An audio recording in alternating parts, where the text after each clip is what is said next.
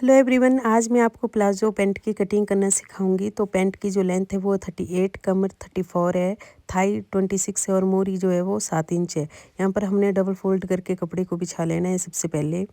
फिर इसके बाद हमने क्या करना है, यहाँ पर 38 इसकी लेंथ है प्लाज़ो की, तो हमने 1 इंच बेल्ट बाहर को निकाल देनी है और पूरी लेंथ हमने प्लाज़ो की ले लेनी है। यहाँ पर 38 आया क्योंकि यहाँ नीचे डिज़ाइन है, तो ये पूरा 38 आया और यहाँ पर हमने इसकी कर ली सबसे पहले कटिंग।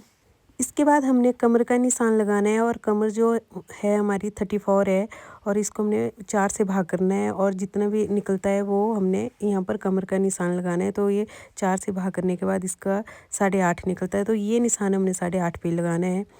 और इसके बाद हमने क्या करना है, इसके आगे लेना है हमने 2.5 इंच पे एक निशान लगाना है। ये आया हमारा 2.5 इंच।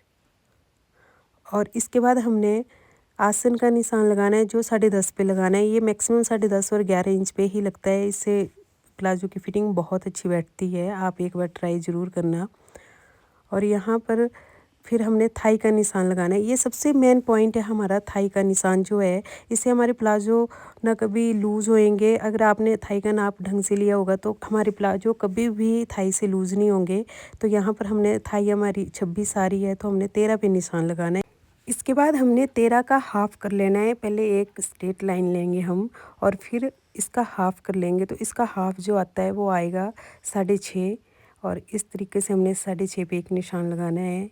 इसके बाद हमने क्या करना है, 5 पे हमने एक प्लेट डालनी है। प्लाज़ो में फ्रंट में एक एक प्लेट ज़रूर पड़ती है, तो हमने एक प्लेट डालनी है। तो हमने 5 पे ये निशान लगाया। हमने सभी निशानों को इस तरीके से मिला लेना है और यहाँ पर हमने आसन का जो निशान लगाया था उसको हल्की सी गुलाई देनी है इस तरीके से।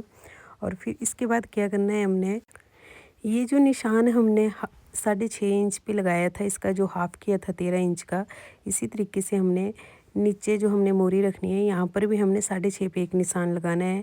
फिर इसका सेंटर पॉइंट 6.5 आया हमारे पास और फिर 3.5 इस तरफ को लगाना है, 3.5 ही इस तरफ को लगाना है क्योंकि हमारी जो मोरी है वो 7 इंच की है।